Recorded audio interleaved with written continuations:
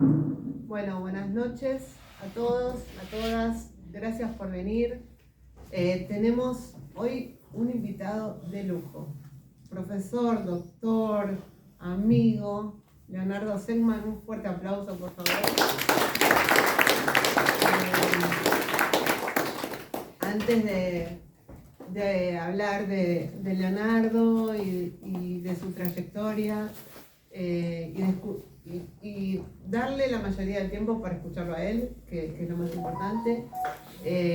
Quiero contarles a quienes no nos conocen que somos el Centro de Documentación y Biblioteca PIGNICATS, ese es nuestro nombre. Tenemos un archivo y centro documental basado especialmente en los materiales de la Federación ICUS y sus instituciones adheridas. Este archivo lo fundamos a fines de 2018, así que es relativamente nuevo, con pandemia de por medio. Hemos crecido mucho, estamos físicamente en esta misma institución.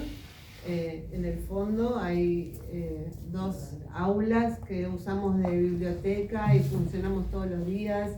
Ahí recibimos investigadores, digitalizamos materiales, recibimos donaciones y también hacemos charlas culturales como esta, que tenemos hoy el agrado de ser coauspiciante junto con el llamamiento, a quien agradezco muchísimo, y a Yol en Buenos Aires.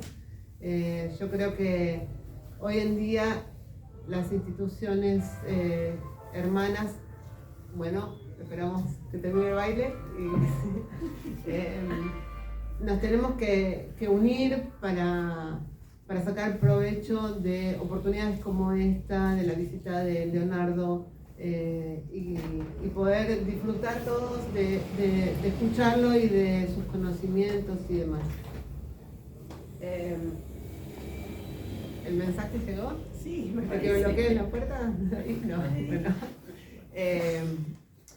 Quiero contarles entonces que somos una asociación sin fines de lucro, que el archivo refleja un poco todos los materiales históricos del ICUF y que los invitamos a colaborar, se pueden asociar, se pueden acercar, participar en nuestras actividades y también comprar una taza o un llavero del archivo al final, y con eso es un pequeño aporte que siempre nos ayuda. Así que pasados los avisos, voy a presentar a Leonardo, que es una personalidad muy difícil de presentar. Yo escuchaba a otras colegas que con razón hablan de la profundidad de la obra de Leonardo Segman y también de la extensión. Entonces, realmente era larguísimo hablar de todo lo que Leonardo produjo a lo largo de su trayectoria, y yo le propuse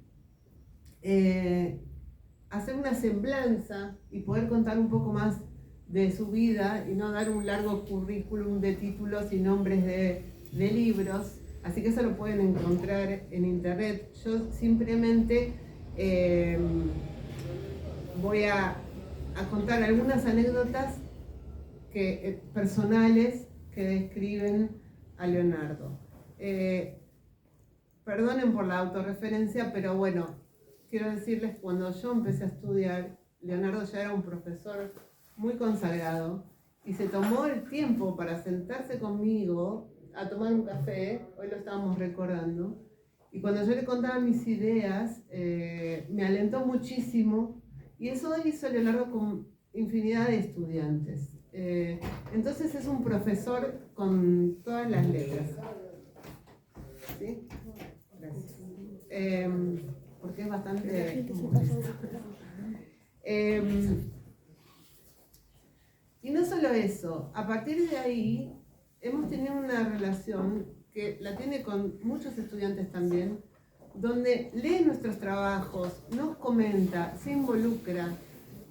He recibido larguísimos mails con comentarios, con sugerencias.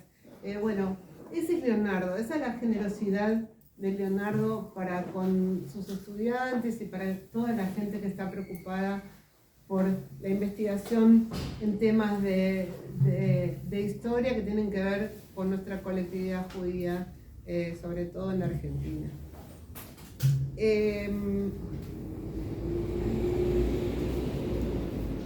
La conferencia que hoy presenta Leonardo se llama Memoria desproletarizada de nuestros abuelos obreros judíos. Qué título, ¿no? Estamos todos muy expectantes de lo que Leonardo nos va a decir, pero antes de eso nos íbamos a reunir por Zoom para que él me contara un poco de su vida y la conexión no funcionó. Entonces terminamos hablando por teléfono. Y Leonardo me dijo, en cambio de eso, te voy a enviar por escrito una semblanza de mi propia vida. Así que me ahorró el trabajo. Yo se las voy a leer porque es un texto muy hermoso y bueno, es en primera persona, lo tendría que leer él, pero lo voy a leer yo. Imagínense que lo está diciendo él. Soy hijo de Moisés Senkman, nacido en Colonia San Antonio en 1911, la segunda colonia creada en Entre Ríos por la JCA o la Jewish, después de Colonia Clara y de Sofía. Mi madre nació en un Kleinstädtele llamado Kniaje. Por entonces, en 1913, era parte de la Galicia polaca y después de la Primera Guerra Mundial perteneció a la Podolia ucraniana. Ambas geografías tan diferentes, la de Entre Ríos y la europea, tenían en común estar bordeadas por ríos. El arroyo Santa Rosa y el arroyo Gualeguaychú en las cercanías de San Antonio y el río Sbruch, afluente del Dnieper, que separaba Galicia de Podolia. Mi hermano mellizo Lito y yo nacimos en Paraná, capital de la provincia de Entre Ríos. Pero me ufané toda la vida recordando que soy hijo de un padre que fue agricultor y que en el shtetl de mi madre había artesanos y herreros. Por lo tanto, ambos me legaron primero imágenes de labradores en el campo y después trabajos manuales de operarios. Sería por eso, por gajes del oficio de historiador, primero empecé a investigar las colonias y los agricultores judíos entrerrianos de la JCA y después a los trabajadores manuales urbanos inmigrantes que vinieron a la Argentina de Rusia y Polonia. Como sabemos, durante muchos años la gesta agraria de los gauchos judíos devino en la respetabilísima carta de naturalización que legitimaba en el campo a los judíos argentinos desde la esfera pública nacional, pero sin embargo invisibilizaba la presencia de los obreros y artesanos judíos con ideologías de izquierda, mientras se incorporaban a las huelgas y luchas del movimiento nacional de los trabajadores argentinos. Pero, muy significativamente, yo elegí para mi tesis de doctorado en historia un tema que eludió tanto la experiencia rural de los agricultores judíos entrerrianos y asimismo soslayaba a los obreros y artesanos urbanos. El tema de mi tesis doctoral y de varios de mis libros históricos y de crítica literaria fueron las dificultades que afrontaron en Argentina y en otros países vecinos los refugiados y exiliados judíos europeos, antes y después de la Segunda Guerra Mundial.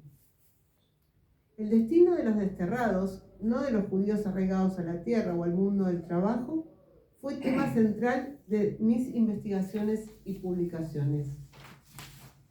¿Será por eso que luego del último éxodo forzado y también voluntario de miles de argentinos que huyeron del terrorismo de Estado en los años 70, me propuse analizar la sensación de los exiliados políticos judíos de haber sido arrojados nuevamente a la diáspora?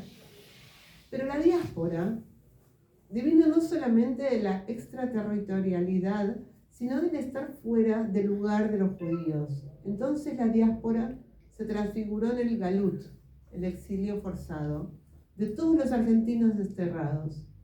Un sentimiento ancestral y primordial judío que muchos intelectuales y militantes, también judíos exiliados, habían empezado a descubrir, incluso muchos de aquellos que antes habían negado su judeidad.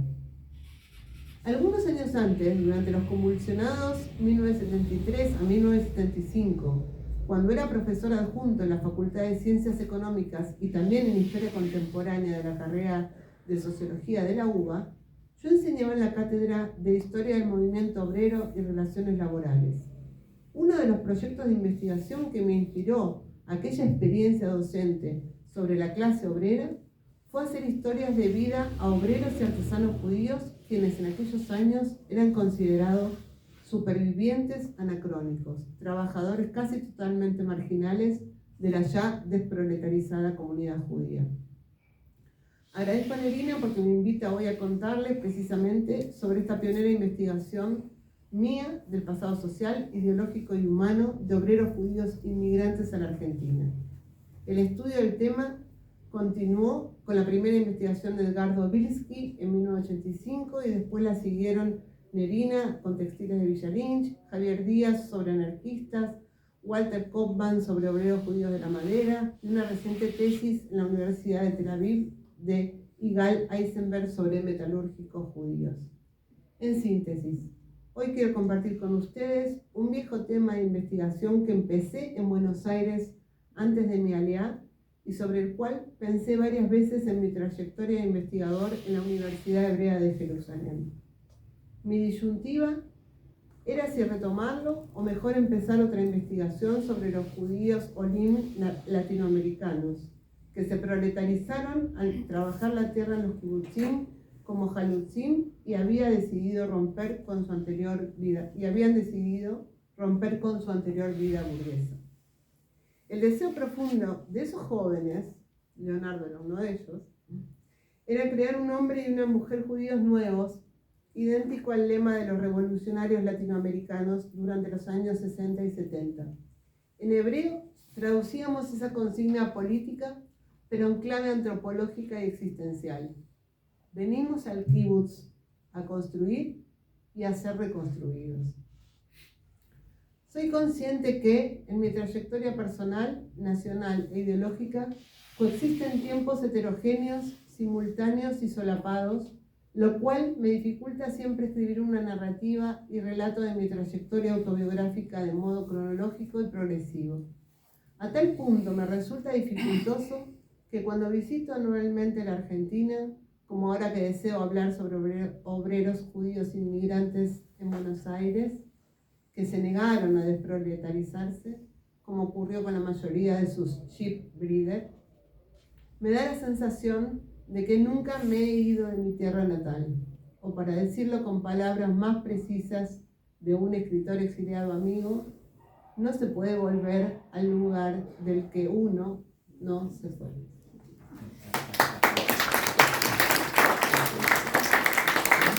Gracias, Nerina, gracias a ustedes que vienen a escucharme, gracias al centro Piñecats, que acabo de reconocer físicamente, porque ya conocía a través de Nerina.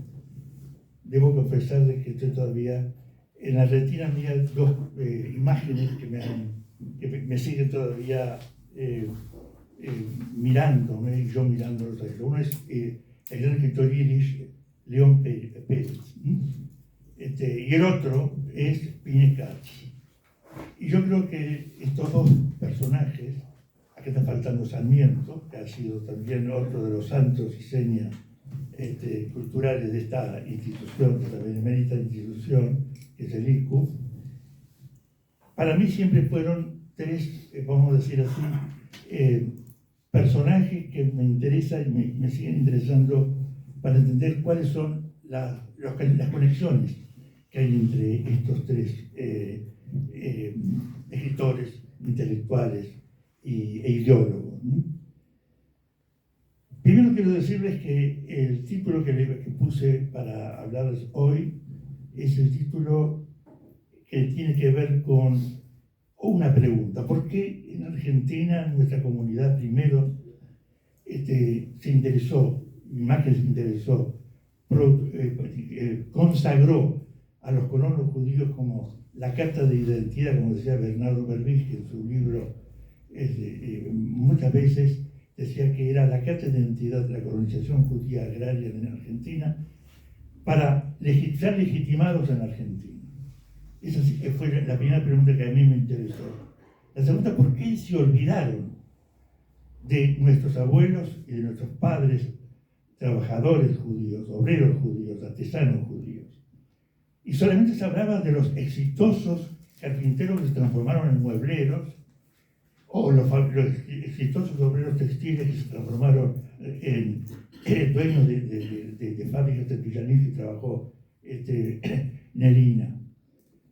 Yo precisamente lo que traje hoy es algo que empecé a hacer y que lo dejé ahí hace 30 o 40 años, antes de mi emigración a Israel, que es un trabajo que hicimos con dos queridos amigos y colegas. Uno es Itzhak Niborsky, que está viviendo en París, que es uno de los grandes yidishistas y lingüistas y que además traductores del yiddish. Y otro es... Ahora, ¿sabes? Sí, yo sé que está acá y no voy a hablar con él. Gracias. Y el otro es el editor y amigo Ricardo Tito Feierstein, con quien en el año 75 nos propusimos hacer un estudio que yo les propuse en ese momento a él y a una antropóloga muy amiga, que fue la esposa, Sara Itzigson, la esposa del profesor y psiquiatra José Itzigson, que ustedes también seguramente deben conocer, por lo menos su nombre, porque estuvo también vinculado en su momento, antes que se escindiera del Partido Comunista y del Likud, y fundara Freie Stimme, La Voz Libre, en Buenos Aires. La idea era no hablar de aquellos obreros judíos que lograron prosperar y transformarse en Valebuster, sino en aquellos que no quisieron o no pudieron desproletarizarse, es decir, dejar de ser obreros. El tema, enseguida voy a hablar de eso y con eso más tarde voy a leer parte de ese trabajo que hice hace ya muchos años. Pero antes yo quería recordar la importancia demográfica y sociológica y humana que tuvieron los obreros judíos en Argentina hasta bien entrados los años 60. Yo le traje a ustedes la comparación de dos censos distintos. En el año 1935 se hizo en Buenos Aires un censo donde mostraba la participación de más del 30% de obreros judíos. Más de 20%, el 24% de la fuerza de trabajo judía en Argentina, en Buenos Aires, era obreros y artesanos. En 1960, es decir, casi 30 años después, apenas se redujo de 24% a 21%. Esos son datos estadísticos, no estoy dando... Y la pregunta entonces que yo me hice era, ¿por qué persistió tanto tiempo, a pesar de que había desproletarización, a pesar que el comercio era la fuerza de trabajo más importante, que los hijos se hicieron profesionales? ¿Por qué surge? ¿Por qué persiste tanto esta gente? En el libro de Nerina nosotros sabemos que en Villa Lynch hubo 360 fábricas de tejido de hilado desde 1930 y 1940, pero en el anuario Kraft de Buenos Aires, que no es de Buenos Aires, de Argentina, ¿no es cierto?, habla de más de 1 millar, más de 1.000 hilanderías, tejedurías, fundiciones, herrerías, tornerías y hojalaterías, donde había también obreros de estas ramas. Eso lo dice Kraft, no lo dice Leo Seckman ni Nerina. Esos son datos gruesos, datos duros, ¿no es cierto? Pero además había otra cosa que a mí me interesaba mucho analizar, que era el tránsito de aquellas sociedades de socorros mutuos, los Vereins, que tenían sus propios gremios, ¿no es cierto? Sus propias asociaciones de obreros, el tránsito de esta gente a sindicatos ya que pertenecían a ramas industriales de acá, de Argentina, ¿no? Bueno, yo quiero recordar simplemente a un colega que creo que está en Francia ahora y que ha sido para mí el pionero en esos estudios, en un trabajo que a lo mejor Daniel Bachmann se debe acordar, que es Edgardo Bielski, que escribió un trabajo sobre etnicidad y movimiento obrero judío en Argentina. Yo pienso que fue uno de los primeros, el primero que empezó a retomar un trabajo que fue publicado en la AMIA al principio, y luego en la revista Estudios Migratorios Latinoamericanos, ¿no? Y me hice entonces esas preguntas porque quería ver, antes de analizar a los fabricantes, a los metalúrgicos y a los textileros, ¿quiénes eran estos carpinteros? Y para eso me pareció muy importante leer algunas memorias, pocas memorias que existen, pero sobre todo hacer historia de vida, lo que se llama entrevistas en profundidad a gente que vivió estas experiencias, ¿no? Antes de leer algunas de estas historias de vida, yo quiero recordar que la estructura profesional del Polnischer Verband, el Polnischer Verband que Daniel, entre otros colegas y amigos, ha estudiado, ha sido una de las organizaciones de inmigrantes judíos polacos más importantes que tuvieron los Landmannschaften aquí en Buenos Aires, en Argentina. La estructura profesional del Polnischer Verband en el año 1924, donde se hizo preparado por Piñecas, hoy hablamos de Piñecas, preparado por Piñecas para el almanaque del año 1928, que por supuesto está en Yiddish. Registra 233 miembros del Polnischer Verband, de los cuales 118 son artesanos, sastres, zapateros, joyeros, joyeros porque trabajaban, no eran vendedores de joyas. 118 artesanos, 39 asalariados proletarios y solamente 25 comerciantes. Y para terminar esa cifra, 12 profesionales liberales. Abraham Hersch Friedman era un exitoso empresario propietario, ya entonces de una gran fábrica de sombreros, llamado Varsovia, en la avenida Boedo de Buenos Aires, y su hijo Jacobo fue un prestigioso médico y jefe del departamento en el Hospital Ramón Mejías. Uno de los fundadores del Verband, que fue Abraham Yitzhak Ball, en 1916, fíjense, y uno de sus presidentes ya era copropietario de un negocio textil y trabajó después en el nuevo Banco Argentino en la década del 30. Estos son los exitosos, digamos, la gente que se desproletariza.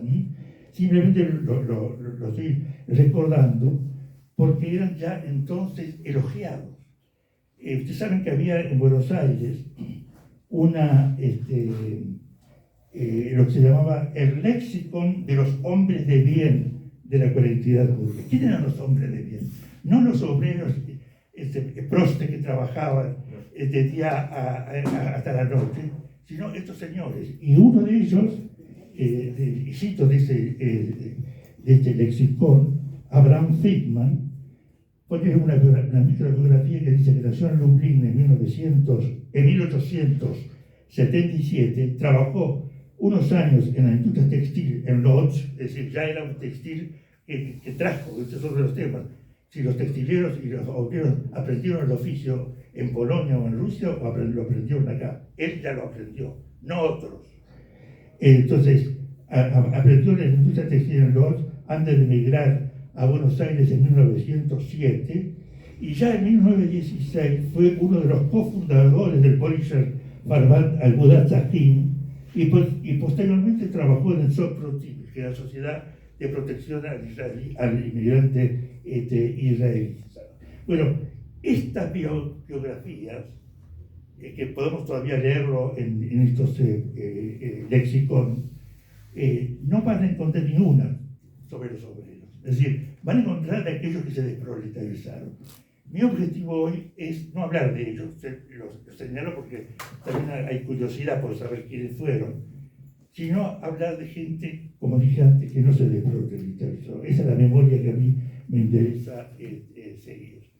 Pero antes quiero recordar que no solamente había en el Polisher Farbat archivos, obreros y artesanos, sino que también en las provincias. Yo soy, como dijo el terminado, oriundo de Entre Ríos, y creo interesante recordar otro censo que se hizo, fue el único censo que organizó la ICA, la Jewish Convention de Barón de Gil, en Argentina, entre el año 1941 y 1943. Pero no era un censo de la gente, de la comunidad judía más grande del país que estaba en Buenos Aires, sino de las provincias. Y este censo, yo logré que se pudiera elaborar, ¿no?, a través de un colega que desgraciadamente padeció de resistencia, Julio Mazo, pero que lo publicamos y que yo hice el trabajo, digamos, de introducción y de asesoramiento, junto con el profesor Jaime Avni, en un librito que sacamos, una publicación que sacamos en la Universidad Hebrea, en el Centro Liberan, allá hace ya como 10 años. Bueno, allá hay muestra, y voy a dedicarle por lo menos 5 minutos a este tema. Hubo 772 artesanos en 20 jurisdicciones provinciales de todo el país. Trabajaban en las provincias de Santa Fe y en Entre Ríos, sobre todo con una gran cantidad en la ciudad de Rosario, en Córdoba, y le seguía el Chaco y Mendoza. Hasta la zona andina había 39 artesanos y 14 en la Patagonia.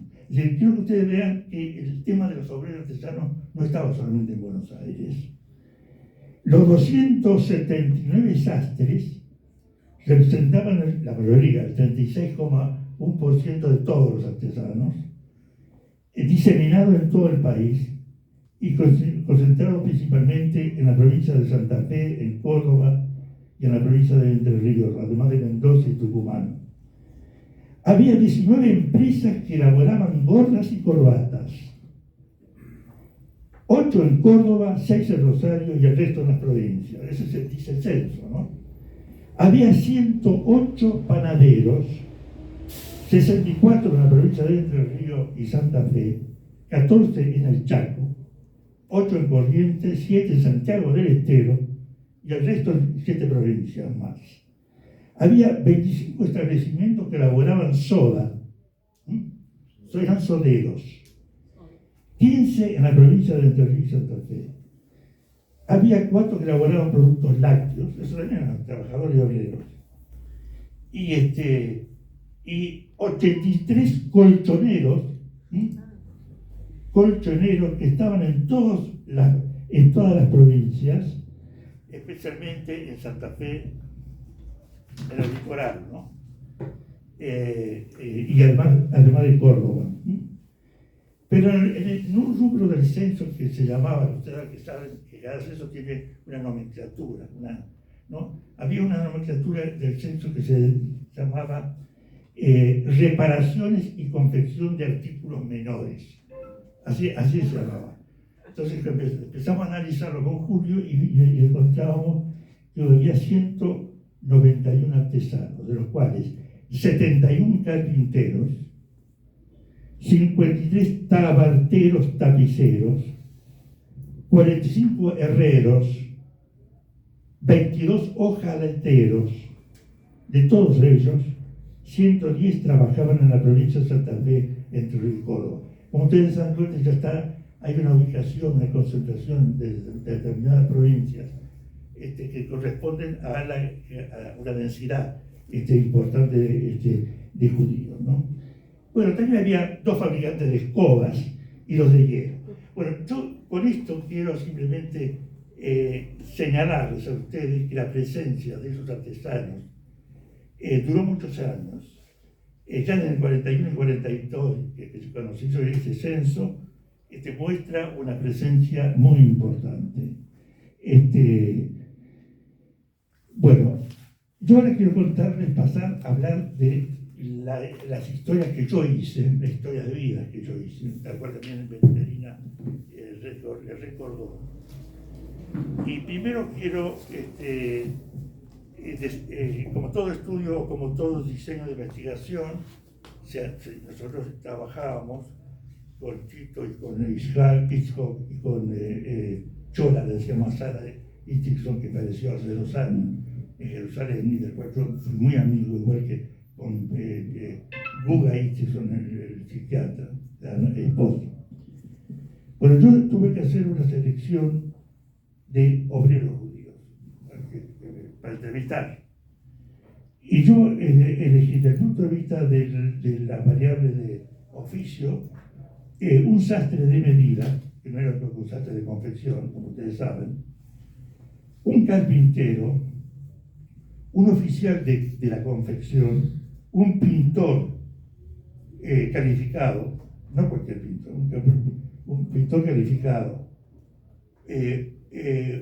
2 tejedores y un zapatero aparador. Bueno, del punto de vista ideológico, porque los obreros tienen ideología y orientaciones. Estos no están contados por el libro que decía yo, el lexicón de los hombres de bien, ¿no? 3 eran excomunistas judíos, 2 eran anarquistas libertarios, 1 era un budista y otro era un socialista. Bueno, yo tenía que hacer una selección muy especial para analizar el diseño profesional de los informantes. Y la característica de este diseño dice lo siguiente. Primero, uno de los informantes había nacido, uno solo de los 7 en el país, y hijo de otro obrero que era el anarquista, del cual quiero hablar especialmente porque acá desde el anarquismo se conoce muy poco. Se habla mucho de los obreros socialistas, budistas, coalicionistas y comunistas, pero no se habla de los anarquistas. Su oficio lo aprendió directamente del padre, así como las modalidades del mismo, de forma tal que sigue en 1975, él que nació en Argentina, reproduciendo lo mismo que el padre aprendió y que el padre le enseñó, ¿no? Salvo el informante pintor calificado, todos los demás han aprendido el oficio en el país. Bueno, este es un tema muy importante. ¿Dónde se aprendió el oficio el obrero judío?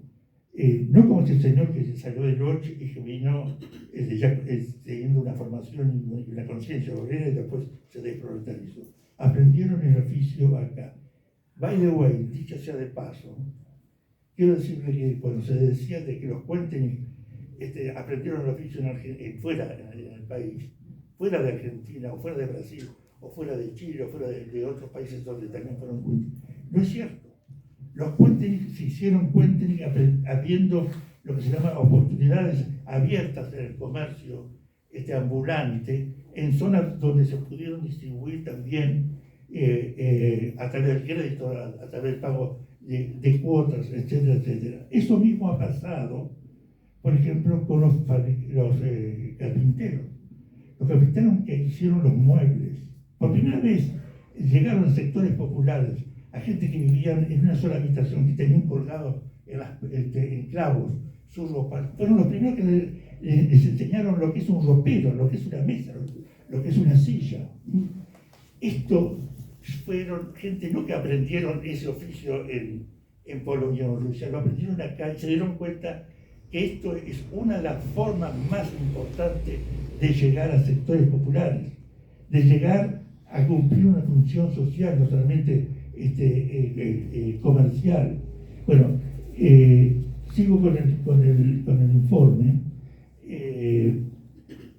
Muchos de los informantes del SAI que he seleccionado trabajaron casi sin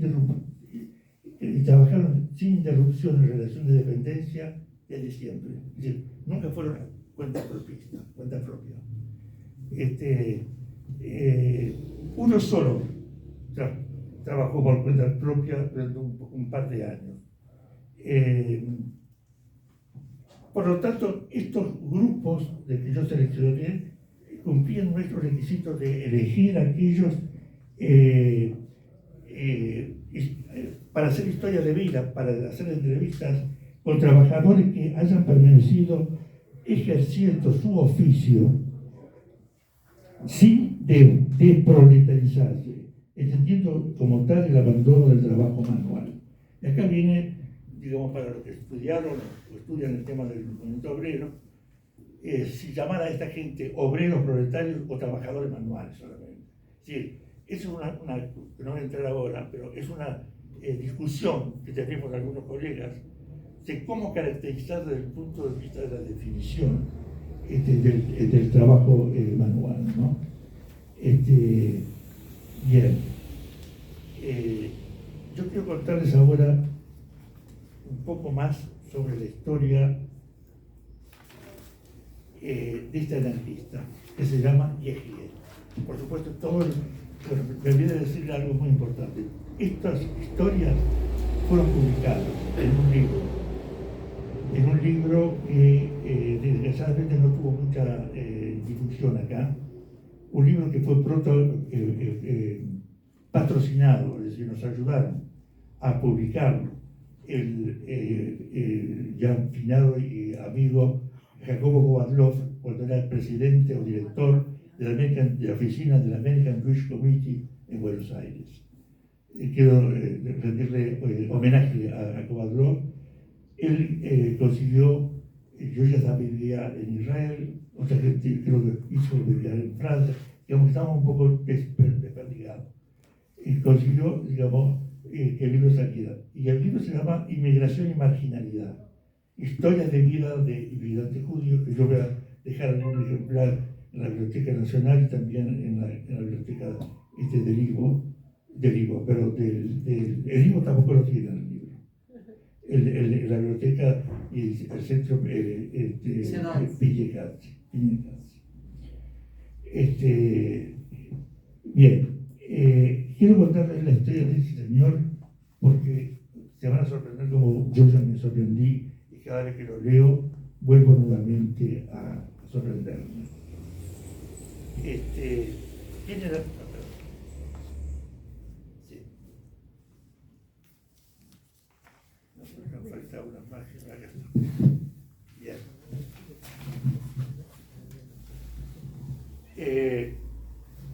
Yehiel era yo entrevisté al padre y al hijo. El padre era un afiliado a la Asociación Racionalista Judía de Cayahumahuaca, acá en Buenos Aires. No sé si ustedes oyeron hablar de una asociación judía racionalista, que eran una asociación de anarquistas judíos, que sacaban laico, por supuesto, racionalista, ateos, que sacaban una publicación y libros, y que eran, por supuesto, mucho más reducidos que los budistas y los comunistas.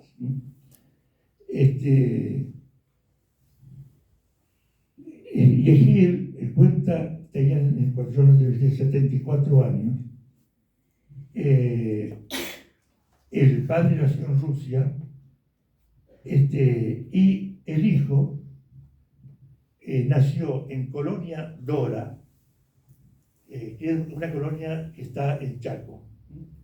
Y porque se fueron después a Colonia Dora en Charata, que está. Ahora van a escuchar lo que él dice, porque se fueron de Buenos Aires a Colonia Dora. Ahora está en Santiago del Estero. De Buenos Aires se fueron a Chaco y a Santiago del Estero a trabajar la tierra, a Colonia.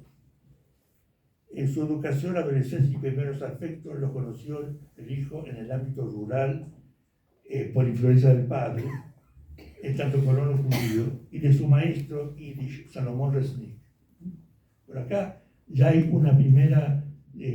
Bueno, no te pongas tan intranquila. Yo tengo bastante presa, ¿no? Salomón Resnick era un intelectual de primera, que fue moreno, maestro, leer, y además un escritor y traductor, era editor de la revista judaica. No sé si ustedes se acuerdan, o algunos de ustedes leyeron cosas de él. Este era el perfil de los maestros judíos en las colonias de estos artesanos de obreros. En el año 24 el padre Guía abandona la colonia por protestar contra las arbitrariedades y discriminación que sufrió por parte de los administradores de la Jewish Colonization Association. Y se radica en Buenos Aires. Allí el hijo se queda en Buenos Aires. Ahí abraza la causa anarquista y milita en la Fora.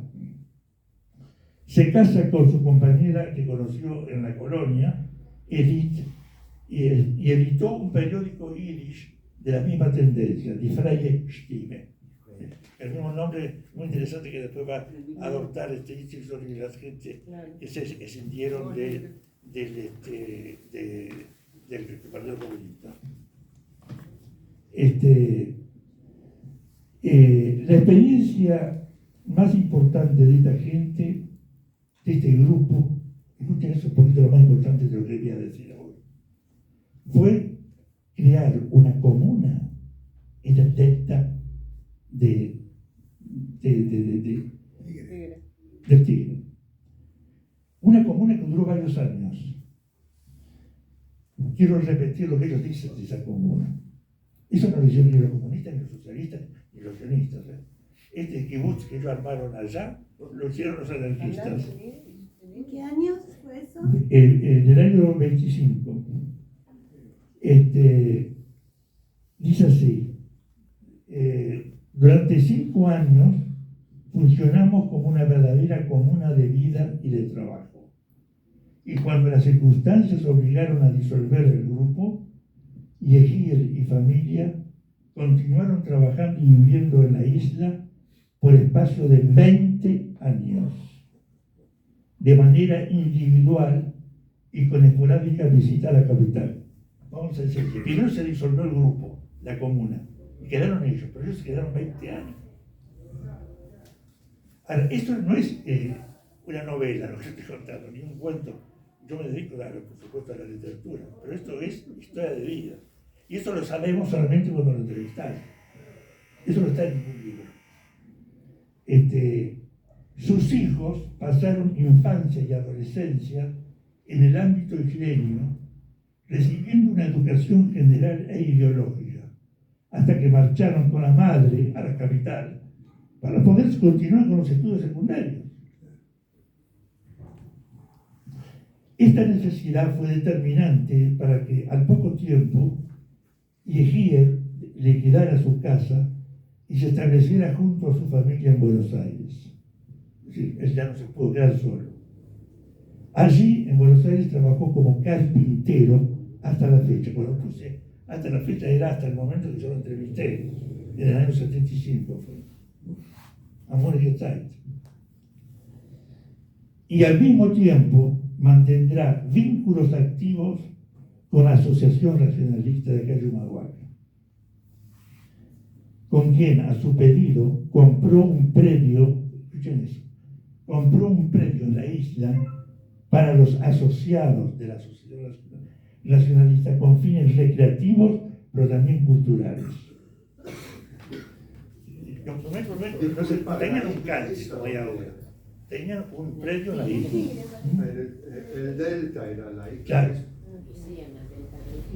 Desde entonces, tanto Yehiel como su compañera no dejan pasar semanas en ir a la isla, por lo que siempre sintieron un cariño y respeto muy grande, correspondido a su vez por el conjunto integrante de sus habitantes, que no eran judíos, eran también de origen inmigrante. Ustedes saben, en el Tigre no hay solamente criollos.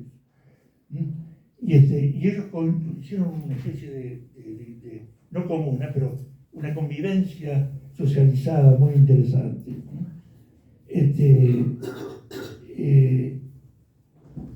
Esta gente cuenta que durante más de 40 años iban a la isla y tenían y mantenían relaciones con judíos y no judíos. La educación eminentemente técnica que brindó a sus dos hijos, uno mecánico de motores y el otro dibujo técnico, no fue acompañada, dice, por la educación judía sistemática porque no tenía dónde mandar a sus hijos. Pero nunca él dudó de que era judío y que los hijos deberían ser judíos anarquistas.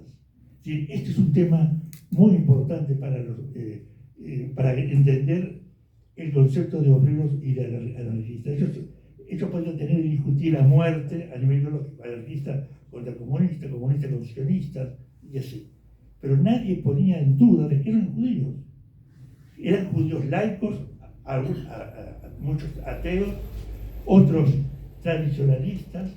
Ellos aceptaban un pluralismo judío. No había una sola judeidad, había varias judeidades. Y la diferencia de ellos no era acerca de su identidad judía, sino acerca de sus ideologías, la lucha ideológica. Y clasista también, es decir, eso era lo que luchaban en las huelgas, y eso aparece mucho en el otro entrevistado que hice, las huelgas por la superexplotación que sentían los talleristas, sobre todo los que iban los que trabajaban a destajo, con patrones que los superexplotaban. Eran peores los patrones judíos que los patrones no judíos. ¿Por qué? Porque se enganchaban, a medida que iban llegando los inmigrantes, los enganchaban para trabajar en sus talleres. Y las huelgas que aparecen, no solamente dichas por ellos, sino también cotejadas en diferentes órganos de estos Arein, así lo demuestran. Bueno, a mí me pareció interesantísimo los aspectos, vamos a decir así, del trabajo de esta gente. Por ejemplo, la vuelta a la ciudad supuso otra vez enfrentarse como medio hostil y la necesidad de trabajar sin pausa y de una manera que lo dicen explotadora. Va a reemplazar el trabajo de carpintero isleño por el de cortador e instalador de estanterías para negocios judíos del 11. Este es el carpintero. Pero él sigue extrañando el trabajo que hacía de carpintero en la isla. No le gustaba mucho esto último que le estoy contando. Y dice, suplirá la actividad de Buenos Aires, suplirá la actividad comunal isleña con la labor societaria, en cambio, en la Asociación Racionalista de Buenos Aires. Sí, acá hay una continuidad entre lo que hacían en la comuna de la isla con lo que hacían en esta asociación, ¿no? Bueno, esta historia es una historia larga que se puede leer, espero que lo puedan ver cuando llegue el libro aquí. está complementada para mí en esta exposición, que ya vamos a ir terminando, con relatos que yo encuentro autobiográficos. Lo que hice fue una historia de vida. Un relato que tengo que es leer lo que escribió un señor, ¿no es cierto?, sobre su pasado de obrero, de un carpintero, también un carpintero, que recuerda cuando ya se hizo un próspero y rico mueblero, cuando él fue obrero. Que son momentos que aparecen en una colección que ha sido muy poco analizada y estudiada por Tanillis, en el IVO de Buenos Aires, que se llama El industrial maderero, la industria maderera. Esto me parece muy importante porque Der Holz, que es el carpintero de la industria de la madera, en un anuario del año 1946, la época del peronismo, del primer peronismo, que recién comienza, y donde están muy agradecidos a la ayuda que recibían de la CGE, de la Confederación General Económica, porque era el periodo de la sustitución de importaciones, por los cuales también los judíos textileros y los judíos carpinteros podían transformarse inmediatamente, se desproletarizaban. En un momento dado, a mí me llamó la atención, leyendo en una, lo voy a leer, ya traducido al español, en los primeros tiempos, dice, los carpinteros judíos tenían orientada su producción casi exclusivamente para las necesidades de las familias humildes y del inmigrante, cuyas exigencias se satisfacían con una mesita, un par de banquitos y un ropero. De eso dije antes, pero eso lo saqué de acá, no es que yo lo sabía antes. Con un ropero, que apenas entraba ese ropero y esa mesita en su pieza de soltero, de muy poco espacio. Los sectores más pudientes, en cambio, seguían adquiriendo los muebles importados, mientras la incipiente industria nacional no podía aún contentar sus gustos. ¿No? Entonces importaban los muebles, sobre todo de Luis XIV, ¿se acuerdan las famosas estilos de Luis XIV? ¿No? Funcionaban muchos talleres, pequeñas fábricas que se ocupaban totalmente con la producción de diversas piezas de muebles y de roperos de distintos tamaños y precios, lo cual de por sí constituye una gran obra social, dice él, pues el ropero se difundió por todos los hogares y las familias desprendieron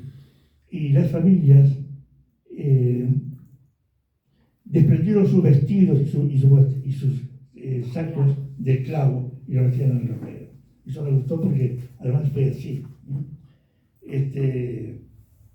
La función entonces más trascendente que cumplieron nuestros fabricantes en su comienzo fue que trabajaban en la mayor parte para las capas laboriosas del pueblo, para el hombre común. Producían en cambio poco para el cliente privado. Es decir, ¿entienden? La diferencia entre el cliente privado y los sectores populares, para los cuales necesitamos un intermediario. Bueno, de eso él cuenta bastante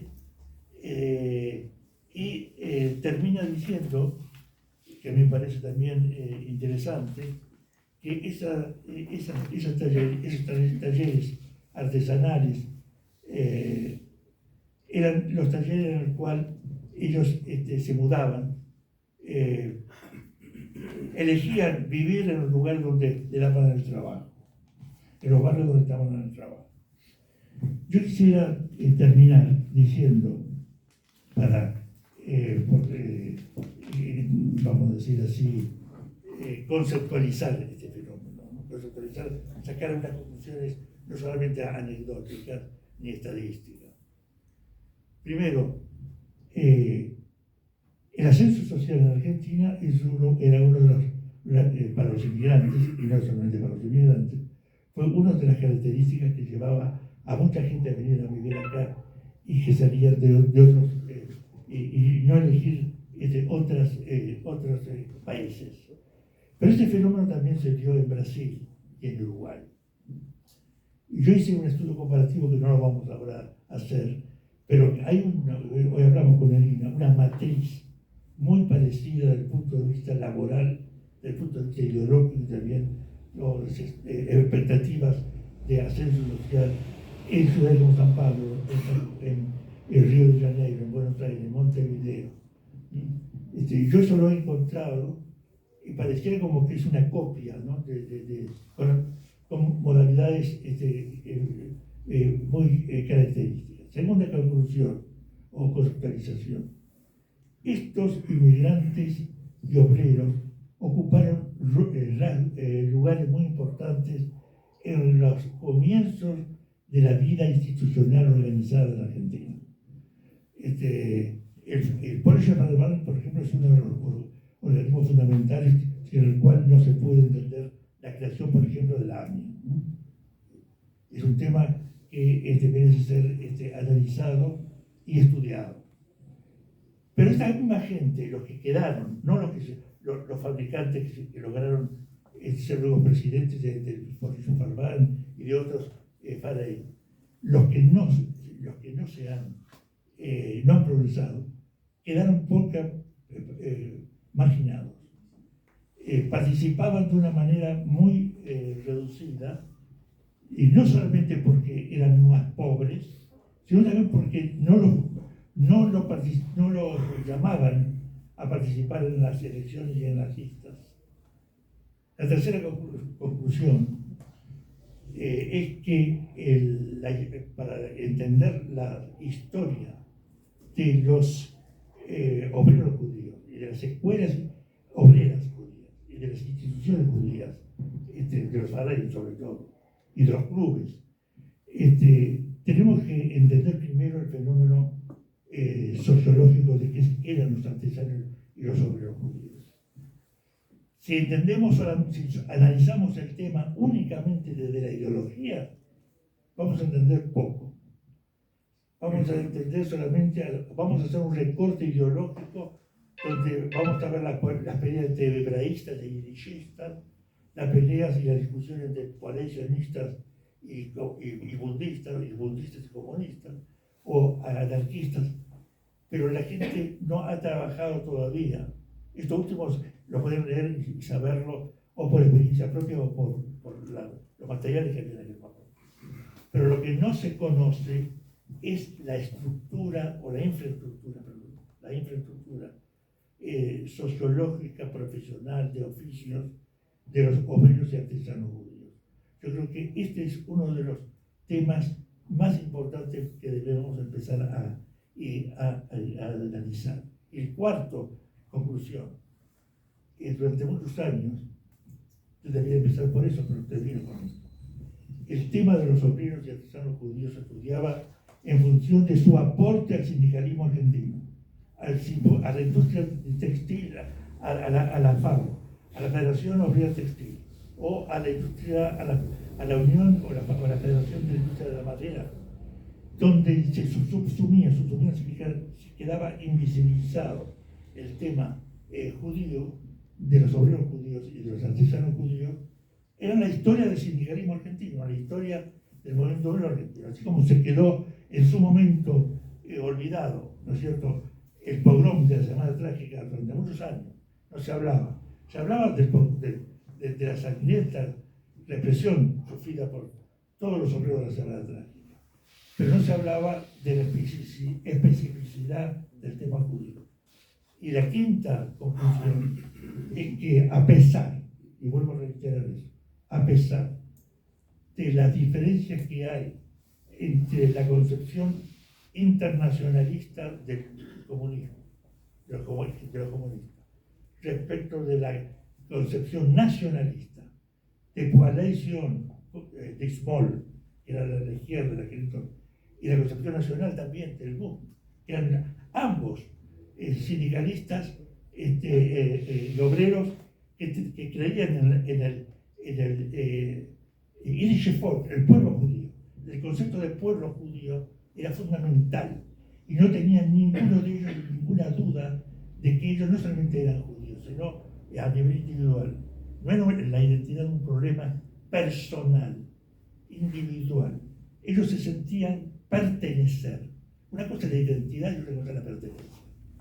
Y acá el sentido de pertenencia e identidad se juntaban como después se va a separar, sobre todo en los sectores de izquierda.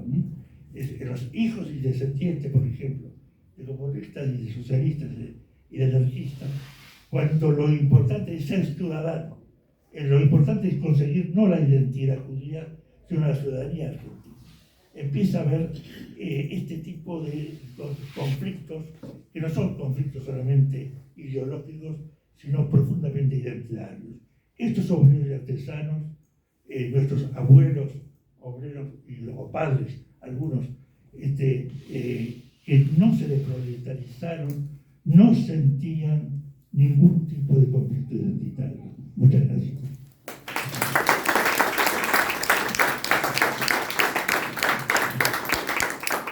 Muchas gracias, Leonardo. Bueno, la idea ahora era abrir a preguntas o a comentarios, así que por ahí pueden levantar sus manos si quieren preguntar o decir algo.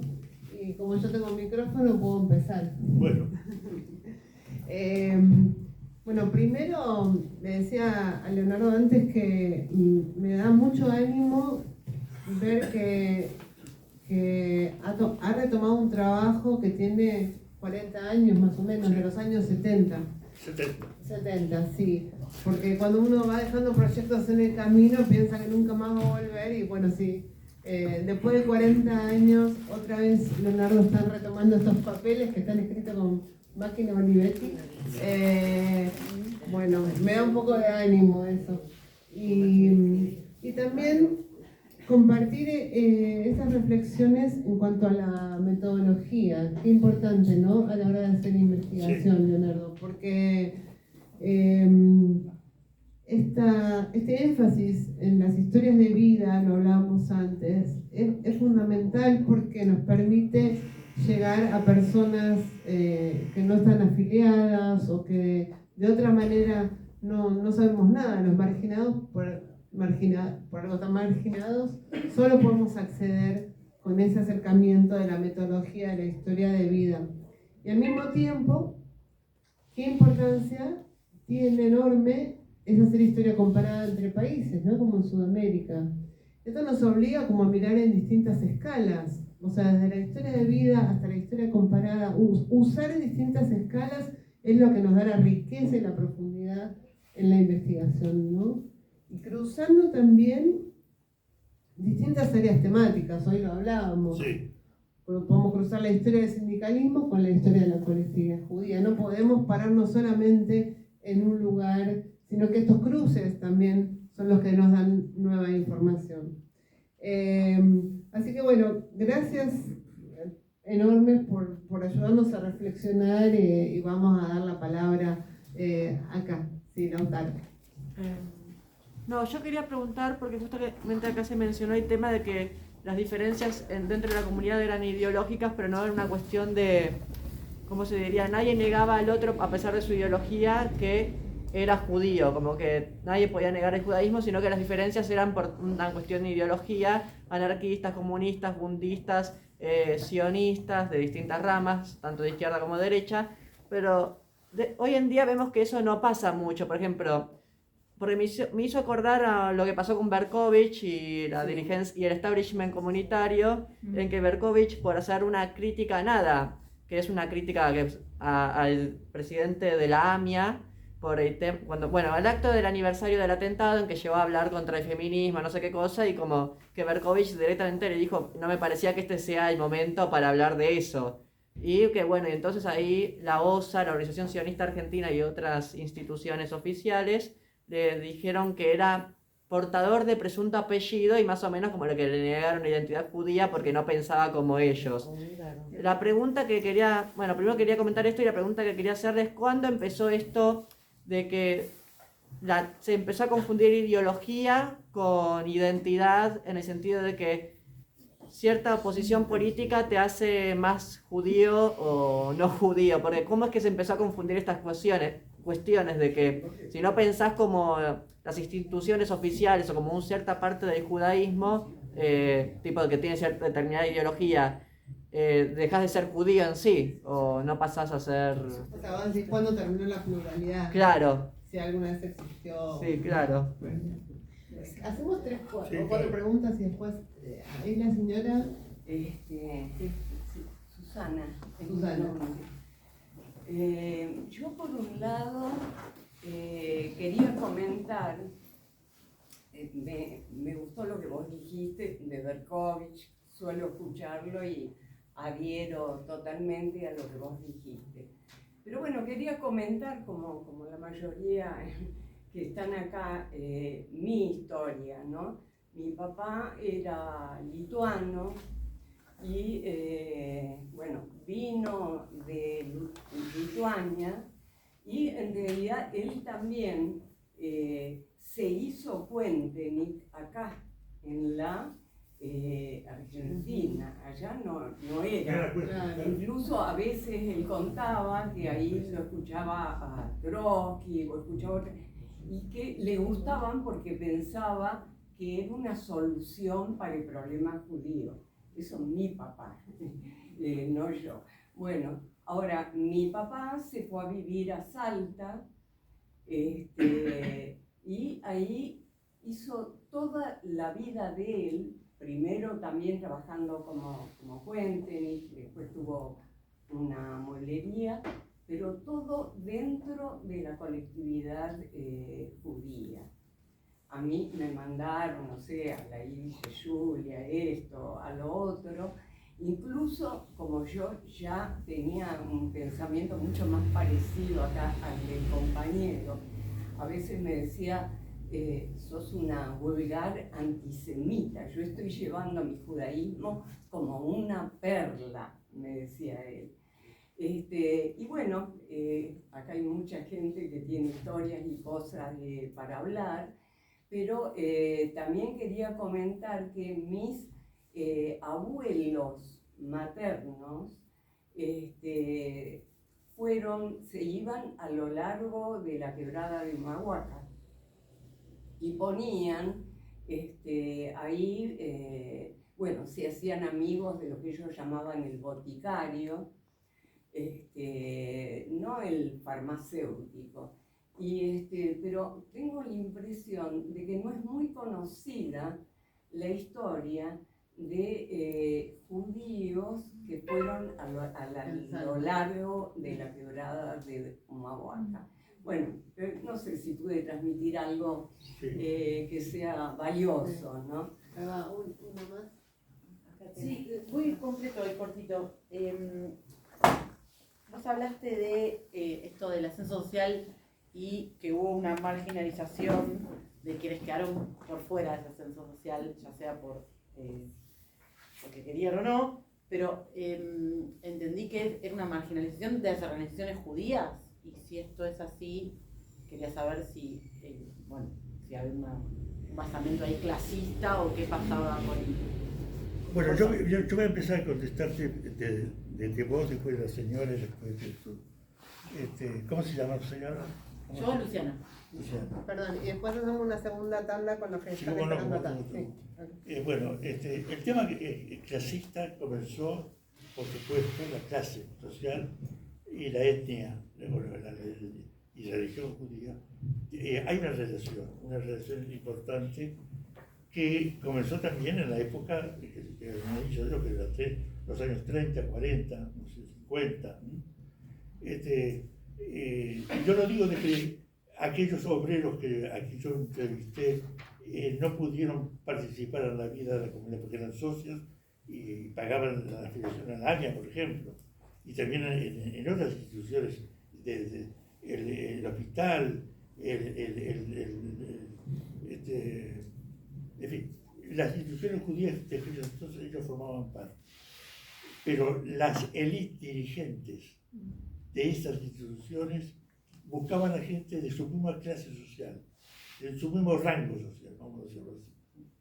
Entonces no es que no lo dejaban participar en las instituciones. Además, ustedes saben que aquellos que tienen experiencia de aquellos años deben recordar de que el mismo Valebuste que lograba grandes éxitos como empresario, iban a los mismos picnics de sus obreros, picnics y bailes y centros. Había una relación de los judíos que venían del mismo lugar. El punto de contacto no era si era más rico o más pobre, sino buscaban aquellos que eran del mismo. Eran los Landmannschaft, es eso.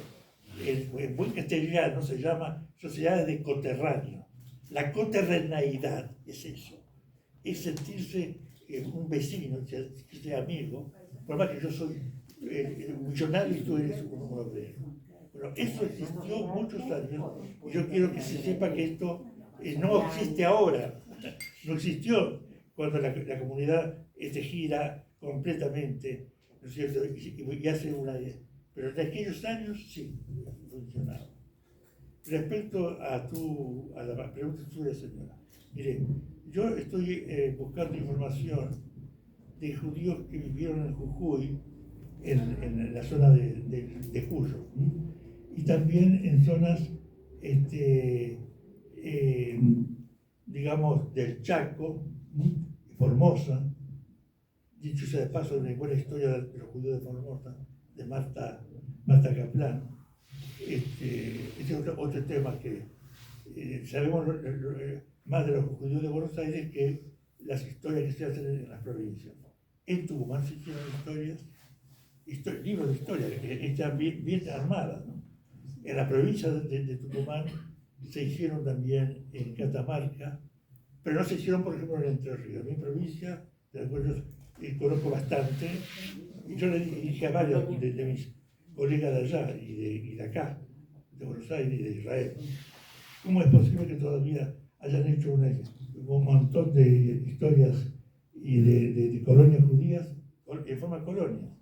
Pero no hay una historia de los judíos que viven en diferentes ciudades y en diferentes ámbitos rurales. En Israel ustedes saben que hay una asociación de judíos de Basailbazo, judíos de Concepción del Uruguay, judíos de Clara, judíos pero no hay una historia de esto, ¿no? Pero esto se llama gregarismo en términos sociológicos. El gregarismo funcionó tanto en los Landmannschaft como funciona todavía en los inmigrantes argentinos y también brasileños y también de otros países, pero sobre todo argentinos, cuando se van a España, se van a México y también a Israel. Los asados que se hacen una vez al año por esas asociaciones son pantagruélicos y al mismo tiempo muy cordiales. ¿Por qué les digo eso? Porque la mayoría de la gente que vivió sefaradíes, por ejemplo, mujeres y maestras sefaradíes, pero no de colegios sefaradíes, en la zona de Chaco y en la zona de Corrientes, es un tema que no ha sido investigado. En la zona de Tucumán y en la zona hay maestras, ¿por qué son maestras? Y eligieron la normalidad, la escuela normal, ¿no es cierto? Estas mujeres que además enseñan no en ciudades, en pueblitos perdidos de la provincia. Bueno, esto solamente se puede retomar o conocer a través de historias orales, a través de entrevistas. Yo no conozco otra forma, como dice Nerina, metodológicamente hablando, de poder llegar a una relevancia, ¿no? Respecto, y me alegro de saber de que usted conoce estos lugares. Lo que sí conozco es algunos textos de autores judíos que vivieron en las provincias que quieren ser muy localistas, muy de tierra adentro, que quieren mostrar vamos a decir así, que son autóctonos, la autoctonomía. Yo se lo estudié a algunos poetas. Por ejemplo, Benarroz, un buen poeta, sefardí, nacido de padres sefardistas de Marruecos, creo que son de Melilla, pero que era de Jujuy. Y después se hizo un tanguero, uno de los grandes poetas y uno de los grandes escritores, poetas, que escribieron sobre el romance. El romance como forma poética, ¿no? Y él es miembro de la Academia de Lunfardo y también tanguero. Sí, pero esto tiene que ver además con lo que yo llamo el afán de mostrar que uno es de este lugar. El inmigrante, ¿no? El inmigrante, sobre todo el judío, quiere mostrar la autonomía, que es autonomía, sí, para poder también legitimar su presencia, ¿no? Eso yo lo vi porque yo trabajé mucho el tema de César Tiempo. César Tiempo, el gran escritor y poeta. Y entonces quería confrontar cómo César Tiempo era el gran poeta porteño, sin renunciar para nada, al contrario, metía todo el tiempo que era judío y que formaba parte el tango y el Space, como decía él, forma parte de mi personalidad. Frente al silencio, ahí está, como estrategia, silenciar el judaísmo y la judaidad de este señor, que fue un gran escritor, un gran poeta, pero como judío tengo mis dudas de que él le gustaría, ya falleció, no se puede hablar así de él, pero digamos que usted analiza obras y textos de este. Pero también esto lo podemos ver en otros autores, no argentinos. Yo creo que te conté a ti sobre Teitelman, el famoso poeta, biógrafo de Neruda, escritor chileno, ¿no? Él directamente va a decir abiertamente, yo soy pero no ejerzo. Yo soy judío pero no ejerzo. Sí, a ver, hay más preguntas. Voy por Yo te orden contesté, de- después se preguntó. Sí. Muy breve, tengo que irme. A Lautaro no le contestó, dice Lautaro. Ahora viene la respuesta de Lautaro. Hacemos todas las preguntas así. Ahí va. Muy breve porque Sí. lamentablemente tengo que irme. La referencia que hace Leonardo de la vida proletaria, incluso en actividades que tienen que ver con especializaciones no habituales en el país, como herrería, etc. Y yo soy de Rosario y recuerdo muy bien, además he estado escribiendo, me especialicé como investigador en historia económica. Entonces he estado escribiendo mucho sobre la historia económica de Rosario. Y en la historia económica de Rosario, los judíos que yo conocí mucho, porque mi padre fue un militante muy activo de la comunidad, era en servicios, en comercio y servicios. Y entonces no hay esas características que tú estuviste refiriendo, más bien era muy comunicado con la comunidad local y muy integrado a la vida local, sin desmentir su origen, porque la comunidad sigue siendo muy fuerte y muy abarcadora de los judíos, pero receptora de los que emigraban de las colonias para estudiar en la universidad. Claro, mucha gente venía. Los judíos más importantes de Rosario eran los médicos, Claro. eran profesores, fueron y son profesores universitarios Claro. en la Sí, Facultad de es Medicina. otro mundo. Entonces es otro perfil, Sí, otro perfil. ¿no? Sí. Otro perfil laboral, Sí. pero muy interesante tener esa referencia que planteaste. Perdón, pero Sí. tengo que- Gracias. Gracias a ustedes. Simón, ¿querías también? ¿Habías levantado la mano? ¿Quién más de este lado había levantado? Pero me gustaría contestar acá a la doctora. Sí, que no. ¿No querés escuchar todas las preguntas? Bueno, sí, después me anotás. Una a una, te vas a Me olvidar. recordás, Está bien. Bueno, no, contéstale, vamos una a una, así no se olvida. Mira, el tema, la discusión ideológica y la discriminación ideológica, más que discriminación, la pelea ideológica, en los años que yo analizo, yo estoy haciendo historia, ese incidente que me contaste me enteré ahora, cuando llegué acá, ¿no? Es una incidencia, una discusión que fueron terribles, peleas, yo te diría hasta mortales. Y yo siempre le digo a la amiga, a la colega, de una época en que los comunistas sufrieron, judíos comunistas, sufrieron muchísimo, que fue el famoso pacto Molotov-Ribbentrop, fin de agosto del año 39, antes de la guerra, perdón, agosto, sí, antes del 1 de septiembre, hasta la famosa entrada, la Operación Barbarroja. Bueno, este es un tema tabú, pero un tema tabú porque es una discusión ideológica sobre la naturaleza imperialista o no de la lucha de la grande potencia frente a Alemania, pero desde el punto de vista judío era una cosa terrible para los judíos que han hecho realmente, que creían en la Unión Soviética y también creían, se sentían judíos, que se hacía una alianza con los nazis, ¿no? Con el eje del mal, como dirían hoy algunos de Irán, ¿no?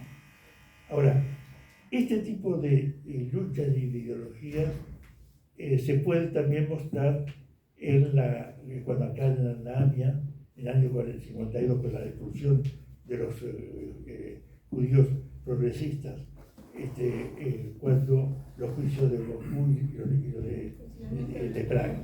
Sí, esto fue también terrible.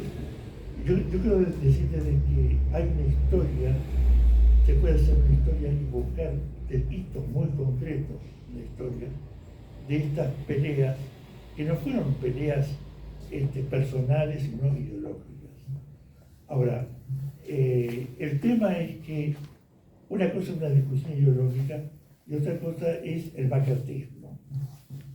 El macartismo es un movimiento de persecución y de carácter inquisitorial. Yo pienso que tenemos que diferenciar. No conozco muy bien este incidente más de lo que cosas que me han dicho como amigos y leído, ¿no?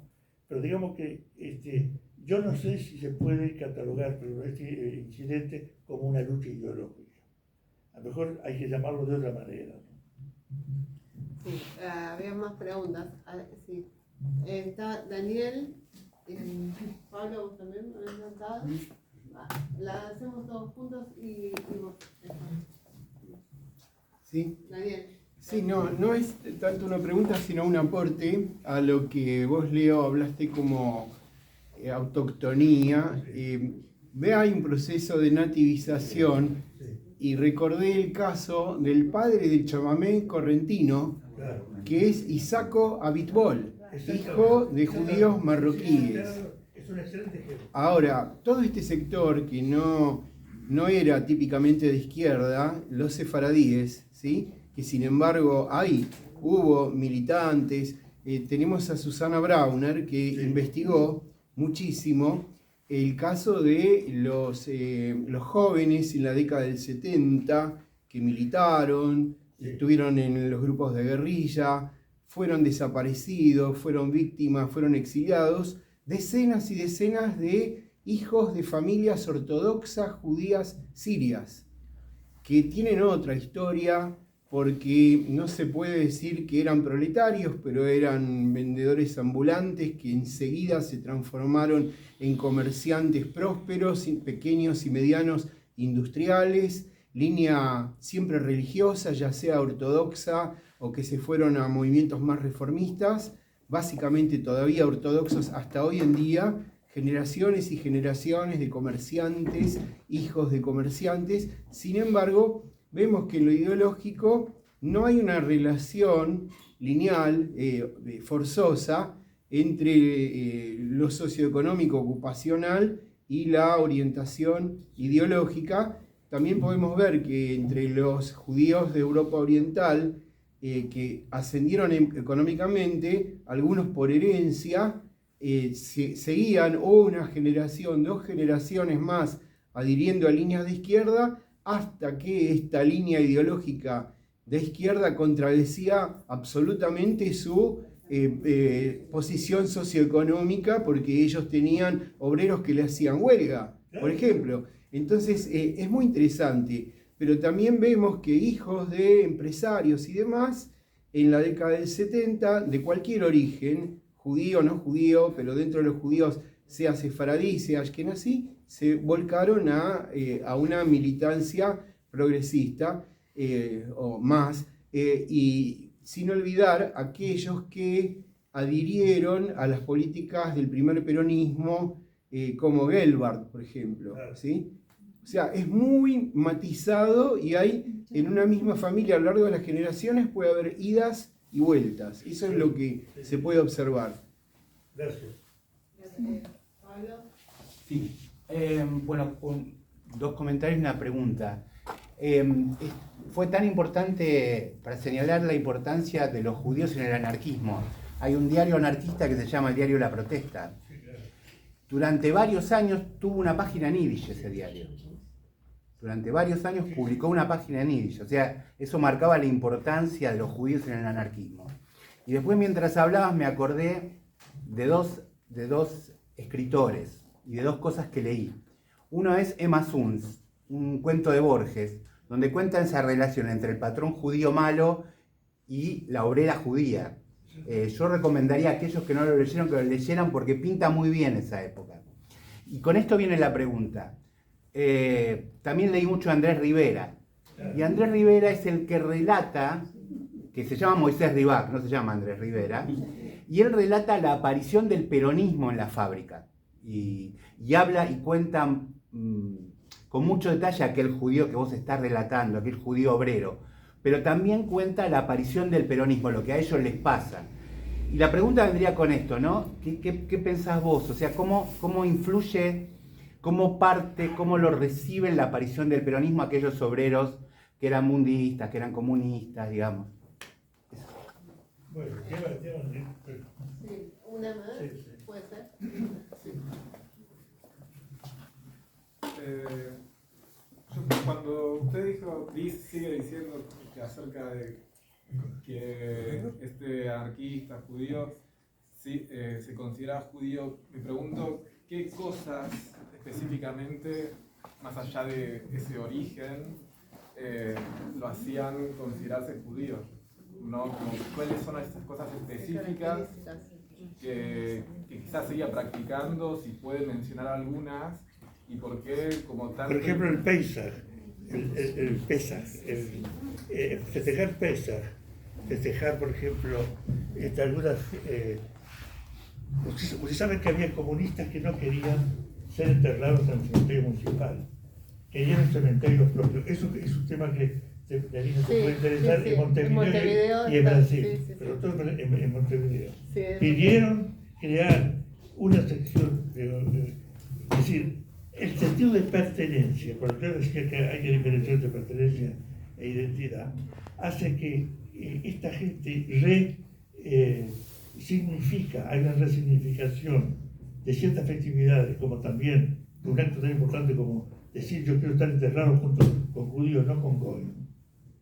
Esto ocurrió también en determinado, acá, en la zona de Montevideo, no en Buenos Aires, pero sí se conoce el caso en Montevideo. Lo de Pesaj es una de las festividades que no se dejaban de festejar, por lo que comían cerdo en el Yom Kippur. Esa misma gente que comía cerdo en el Yom Kippur quería tener ese duro. Y otro es la educación. Los colegios borojovistas, las escuelas de Borojov acá, como las escuelas del BUD, como las escuelas del Partido Comunista, eran escuelas que buscaban darle un carácter en Yiddish, ¿no? A través del Yiddishkeit. El Yiddishkeit era también el país del Yiddish, ¿no? Yiddishland. No era simplemente una lengua, era un mundo de pertenencia. Cada uno de ellos tenían nuevamente resignificación. Los sionistas buscaban darle a las fiestas como Shavuot, Pentecostés, o la fiesta de Rosh Hashanah, un carácter propio, un carácter laico. Eso lo hacían en la diáspora, también lo hacían en Israel. Para decir que había una pluralidad cultural y una imaginación, ahí está, una imaginación de lo que es el judío y de lo que fue la Biblia, de lo que fue el libro más importante, donde se cuentan los relatos que más afines les era a estos movimientos. Bueno, yo creo que esto es muy importante rescatarlo, porque por supuesto un ortodoxo no le va a decir jamás lo mismo que sobre la creación del mundo, sobre el Rosh Hashanah, el Año Nuevo. No es simplemente la creación del mundo para un religioso, es mucho más, es el día del juicio, Yom Adin, ¿no? Pero no es lo mismo eso para un sionista o para un budista. Cuando yo comencé mi charla diciendo hoy de que me gustaría ver la relación que encontraban los linkers, los progresistas judíos, así se llamaban los progresistas, la gente del Likud, entre Pérez, el escritor, y Sarmiento, que estaban ambos. Ustedes van al Leaf para encontrar las efigies, ¿no? Los icons, los íconos de ambos. ¿Qué encuentran en común? Bueno, esto es un ensayo de resignificación. Resignificación en el sentido de darle un contenido sin renunciar a su condición judía o al ser judío, tal como ellos entienden a estos líderes o a estos intelectuales, ¿no? Son algunos de los ejemplos que te puedo dar. Yo Sí. igual lo que también me refería es que si me dice que solo una vez al año que festejaba Pesach lo hace judío, entonces me pregunto realmente si esa judeidad como realmente era sentida a lo largo de toda su vida, ¿no? Como porque muchas veces se habla del pueblo judío a diferencia de otras religiones que no son pueblo cristiano o pueblo musulmán. Claro. Entonces, como esa reivindicación del judaísmo sobre una tierra, como un pueblo sin tierra, ¿no? Y con todo lo que está haciendo el sionismo ahora, como conquistando y colonizando tierras, como en nombre de qué, esa judeidad, ¿no? Como atribuirle a un anarquista que por festejar Pesach sea judío me parece como algo medio exagerado, ¿no? No, pero mirá, No, es una autodescripción. Claro. O sea, por eso hablamos de las historias de vida. Sí. Bueno, justamente, volviendo a lo metodológico, nosotros decíamos, por ejemplo, en una institución judía, vos podés considerar que todas las personas que van, por lo menos tienen una identificación con los judíos porque van a una institución judía. Pero si encontrás judíos en un sindicato o en un partido político, ¿por qué como investigador los vas a poner en el conjunto? O los vas a decir, bueno, este sindicalista es judío por su apellido nada más. No, hay que ir a hacer la historia de vida y ver qué elementos esa persona tiene y se identifica o no con ese judaísmo. De eso se trata. Si festeja el Pesach y si se autoescribe como tal, bueno, ¿por qué no? Digamos. Si se autopercibe y no celebra Pesach. Claro, se autopercibe. Ahora, simplemente para cerrar, porque el tema es mucho más complejo. Yo les quiero decirles que tenemos que buscar ejemplos de otros judaísmos, no el de hoy, no el de Israel, sino de los otros judaísmos que ustedes conocieron o no conocieron y tienen que conocer, que no fueron inventados, fueron vividos por judíos de diferentes ideologías. Acá estamos hablando de ideologías obreras, trabajadores, ese es el tema de hoy, ¿no? que lo llevaba, por ejemplo, este hombre anarquista de la comuna en el Tigre, no sé si escuchaste cuando lo hablé. Bueno, él tenía una especie de panteísmo tolstoyano de la naturaleza y del paisaje, que no lo encontraba en Buenos Aires. Y él encontraba una necesidad a pesar de tener esa cosa del paisaje, no querer renunciar al judaísmo que él inventó o que él entiende como judaísmo, ¿no? Y yo creo que estas son cosas que hay que conocer, tanto de los sectores budistas, de los sectores coalicionistas, de los sectores de los trabajadores comunistas, para descubrir que el judaísmo fue plural. No es un judaísmo monolítico, ni hay un solo judío, hay un solo judaísmo, como existe la cristiandad o existe el islamismo. El judaísmo no es una religión solamente, hay judíos religiosos, pero el concepto de pueblo, ¿no? Hoy, antes de venir para acá, con eso quiero recordar, vi un mapa que lo sacó el Museo de Concepción del Uruguay, Museo Regional de la Ciudad de Concepción del Uruguay, sobre Entre Ríos con todas las colectividades. Las colectividades no judías, colectividades migratorias.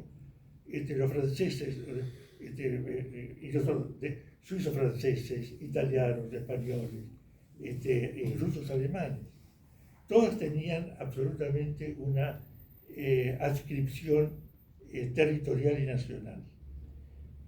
Para hablar de las colonias, y eso quiero que te contártelo, Daniel, me acuerdo también de otras cosas que hemos hablado una vez, ponían, y te voy a mandar el mapa, porque lo tengo, judíos. Los únicos que estaban identificados como sin tierra o sin nación, es un mapa de ahora, digamos, ¿no? Judíos. Entonces está toda la zona de las colonias. Ahora, esto lleva mucho para reflexionar, porque en un mapa de inmigración hecho por un museo, no por un grupo, ¿no es cierto?, cómo nos miran y cómo nos ven. Exactamente, porque ser judío es objetivo y subjetivo, es lo que uno percibe y lo que el otro percibe de uno. También Yo creo que hay dos aspectos de ser judío. También están los armenios, que son un pueblo y también tiene su parte religiosa. No tienen colonias. Claro, bueno, pero me refería para territorialidad. Sí. Pero eso se lo obtuvieron con la Revolución Rusa después de que se decretó la República Socialista. Ahora, ¿por qué digo esto? Para que entendamos nosotros que hay, como dice usted bien, no solo cómo nosotros nos vemos, sino cómo nos ven. Y hay que tomar muy en cuenta cómo nos ven. A ella la vieron mal. En Entre Ríos hoy me contó un incidente que tuvo con alguien de las colonias, ¿no es cierto? Alguien no judío de las colonias. Entonces, nosotros tenemos que tener en cuenta esta dialéctica de cómo nos percibimos, cómo nosotros nos ven y cómo nosotros nos imaginamos que nos ven, ¿no? Esa es otra historia. Y lo que hacemos nosotros para que nos vean como pensamos que deberían ser vistos. Acá hay toda una cuestión de psicología social y de autopercepción que aparece en algunos relatos autobiográficos, ¿no?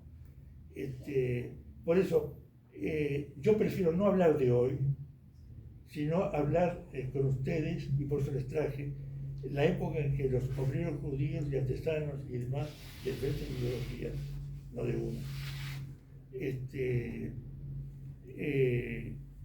trabajaban y sentían de manera muy diferente lo que nosotros llamaríamos el gregarismo. El gregarismo es el deseo de ser y estar juntos. Ese es el gregarismo. Y el deseo del gregarismo de los diferentes movimientos ideológicos de la época de los obreros y artesanos es un tema que no ha sido estudiado suficientemente. Y menos ha sido estudiado el legado que ese gregarismo le dio, o que fue rechazado por los hijos, por la segunda o la tercera generación. Ese es otro tema que merecería ser objeto de otra charla. Sí, perdón, falta lo de Borges y Sí. la pregunta de Pablo al final de los textos Bueno, de Andrés Borges. Rivera es un escritor, un gran escritor, cuyo primer libro, no sé si usted lo conoce, pero el primer libro de él es sobre el padre. Y que era un libro que tenía odio, era un libro parricida, digamos. Pero el tema del parricidio ahí viene porque el padre era jodido, parece que era un patrón muy jodido, que tenía, que ha hecho cosas terribles. Pero hay otro libro de él, que yo lo analizo en uno de los libros que yo te mostré. Un sueño eterno. Sí. No, pero hay otro, anterior todavía, donde más o menos la historia es que él le pide a la... tiene que testimoniar que él es hijo de la madre y del padre. Entonces tiene que buscar amigos que testimonien, porque el hijo no puede ser solo. Ustedes lo conocen, ahora se me fue el nombre del libro. Un libro excelente, donde el tema judío y el tema... ¿Cómo? Es la continuación del verdugo en el umbral. Exactamente. Bueno, yo creo que él está con el tema judío sin referirlo abiertamente, sin hacer de eso. Él no es Marcos Aguirre, vamos a decir así, por suerte. Y él además ha hecho cosas muy profundas desde el punto de vista de una mirada muy interesante como judío, ¿no? Como judío de izquierda, como judío progresista. Sí, y coincido con usted lo que dijo de Masson, ¿no? Que es una... forma parte de una... es una prueba más de los prejuicios que tenía el amigo judío, Borges con sus amigos judíos. Borges se ha transformado siempre en el paradigma del pro-judío, pro-Israel, pero él tiene muchos prejuicios con los judíos. Tanto en algunos cuentos como en algunos ensayos que escribió. Pero ese es tema para otra conferencia. Ya vamos por un seminario completo. Sí. Otra última cosa. Sí. ¿Cómo te llamas? Yo soy Iki. ¿Cómo? Iki. Iki. Iki. Iki. Sí. Como me parece que hay que tener mucho cuidado, sobre todo hoy, en qué denominamos como categorías, ¿no? Como en este mundo tan binario, sí, donde cada categorización implica también una asignación de cierto tipo de paradigma sobre una persona, sobre un territorio.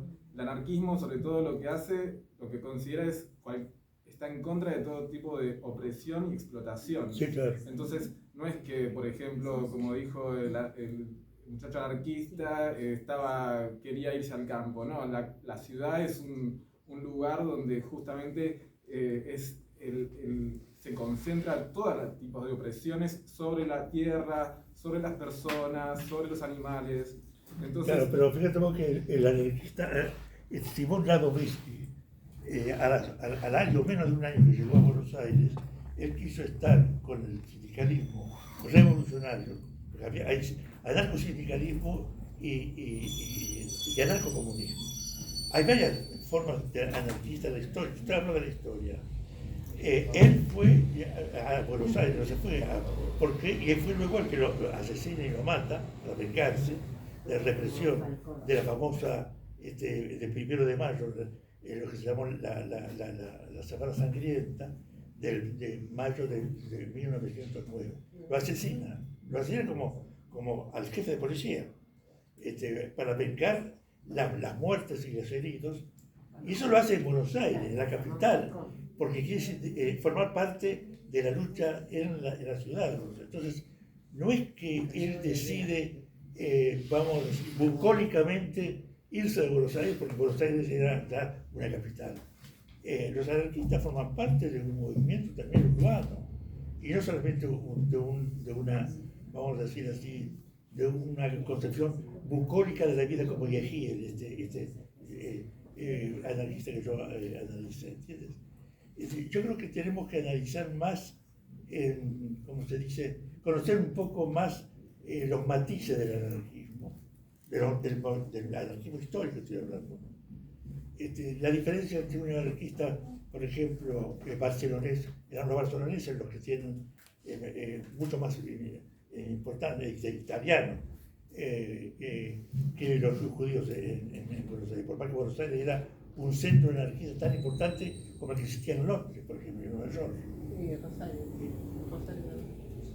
Claro, ciudades como... sí.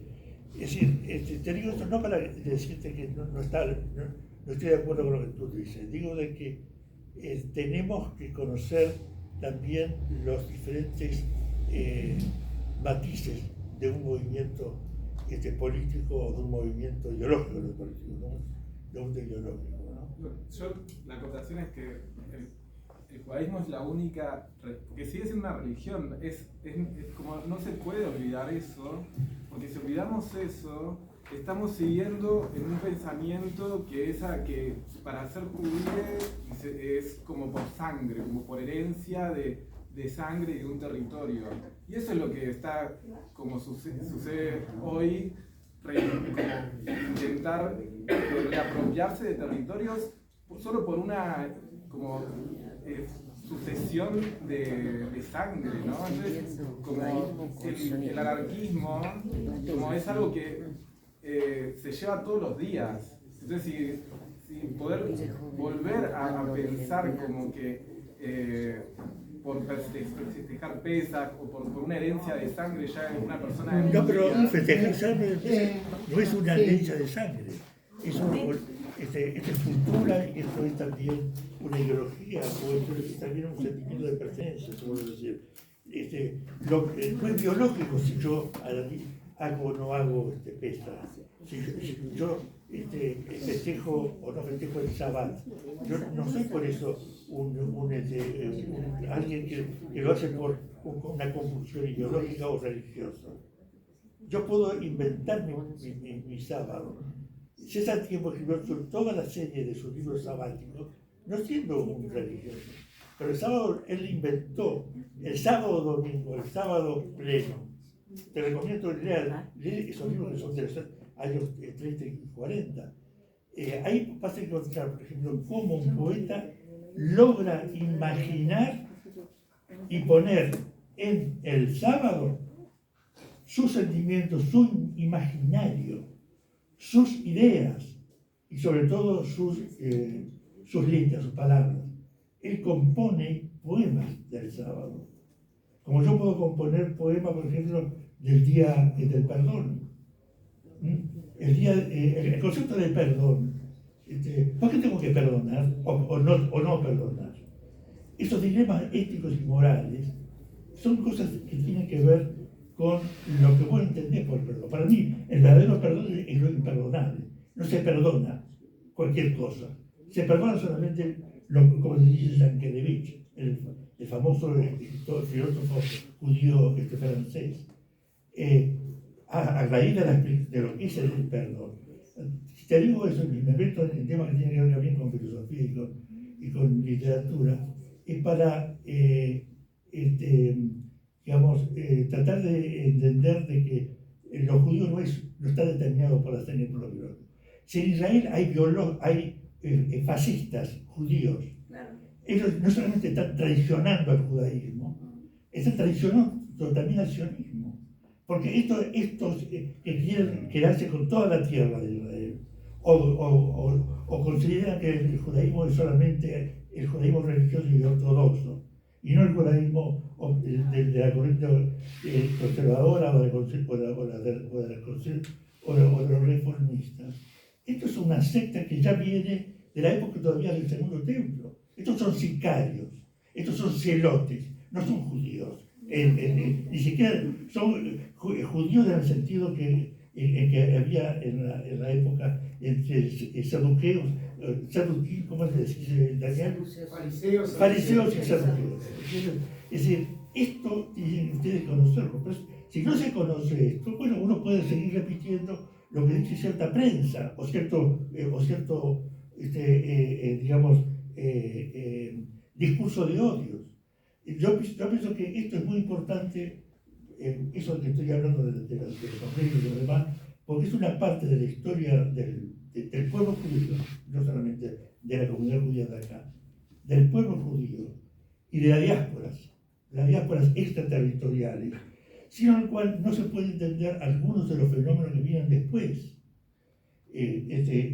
Y eso forma parte también, ya no de un problema de formación intelectual o de combatir la ignorancia. La ignorancia, algunos quieren seguir ignorantes porque no quieren conocer, o porque ideológicamente les conviene no conocer. Si yo le estoy diciendo eso a gente, por ejemplo, algo que les cuento a ustedes algo que me ha pasado. Estoy ahora en Rosario, lástima que ya se fue. El otro 23 hacemos una jornada con la universidad que me invitó, el rector de la Universidad Católica Argentina de Rosario, para hablar de estos temas, de las colectividades en Argentina. La jornada se llama Alteridades étnicas, culturales y religiosas y pluralismo en Argentina. Entonces, ¿qué es lo que queremos hacer? Queremos discutir esa fue mi propuesta y se está haciendo, se va a hacer así, gente de la colectividad sirio-libanesa, investigadores, no políticos, no directores, no presidentes de comisión directiva ni de tesorero, gente que investigó, como por ejemplo Cecilia Montenegro, una de las mejores investigadoras del Islam en Argentina, se doctoró en Brasil, se doctoró también en Marruecos, gente que habla sobre el antisemitismo en Argentina, ¿no? Gente que habla sobre no al menos, sino de los coreanos en Argentina. ¿Qué pasa con esta pluralidad de gente y de encuentros? Esa diversidad, esa sería la palabra más, esa diversidad étnica, religiosa y cultural, ¿qué pasó con esto que durante tanto tiempo estaba como diluido o estaba separado, porque cada uno quería vivir en su propio kiosco, digamos, ¿no? Una cosa así. Y la otra cuestión es, ¿qué le hizo a la sociedad argentina cuando hablaba de fusión de diásporas? No fusión de diásporas, perdón, crisol de raza, crisol de diáspora. El solismo hablaba de fusión de diásporas. Es un lapso mío interesante, ¿no? El crisol de diásporas. Sí, yo me acuerdo, eso también lo digo, mientras estamos hablando.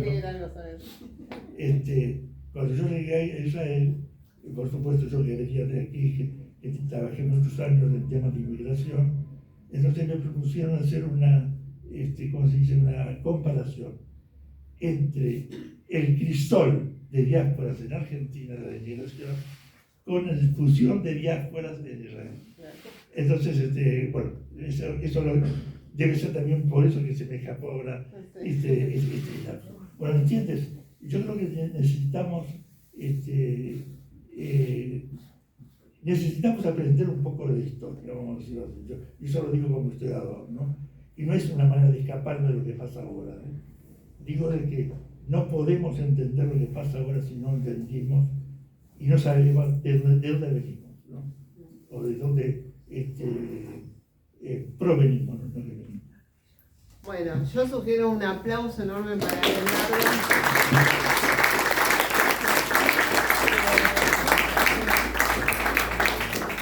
Les agradecemos a todos, a todas y los esperamos en la próxima actividad del CEDOP Sindicats. Gracias.